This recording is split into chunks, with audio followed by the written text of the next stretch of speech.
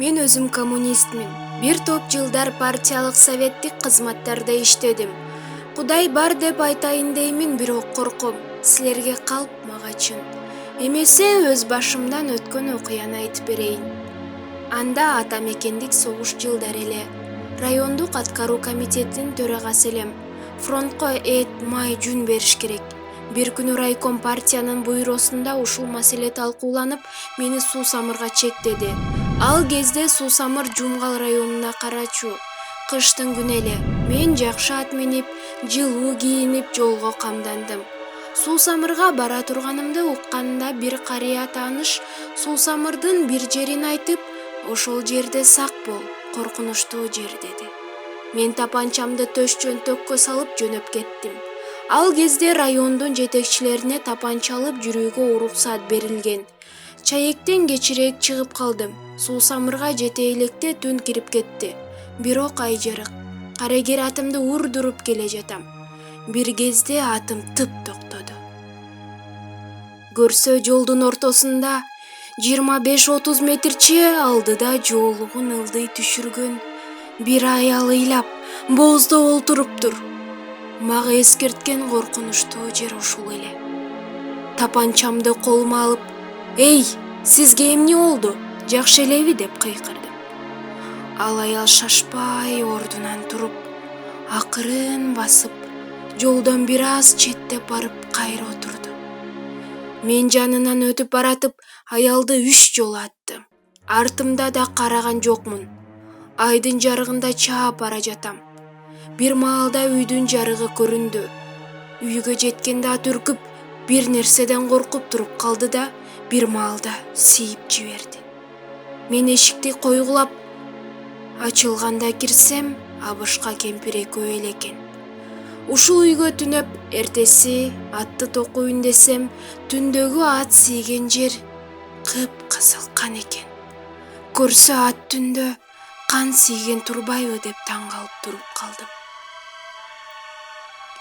Суу Самырда бир ай жүрүп, эл аралап, май, жүн чогултуу планын ишке аткардым. Ишимди бүтүрүп Чаекке келгенден кийин ооруп калдым. Бир күнү түшченде көзүм иленип кетиптир. Сестра келин ойготуп дары берди. Көзүмдү ачсам, сестранын артында баягы түн ичинде жолдон көрүнгөн аялдын элеси көрүндү. Жүрөгүм оозума тыгылып, "Эже, аркаңызды карасаңыз" деп кыйкырып жибердим. Ал сестра эже аркасын карап, "Тынч элеби? Ал жакта эч ким жок" деди.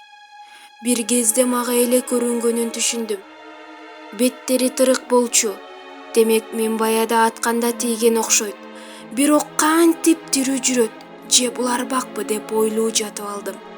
Түнү бою эсимден кетпей көз алдыма бети тырык, чачтары аппак, жада калса көйнөгү да апапакай болгон аял турду. Ошол түндү азыркыга чейин унута албай келем. Түштөн кийин ооруканага аялым келди. "Тапанчаны алып кел" дедим.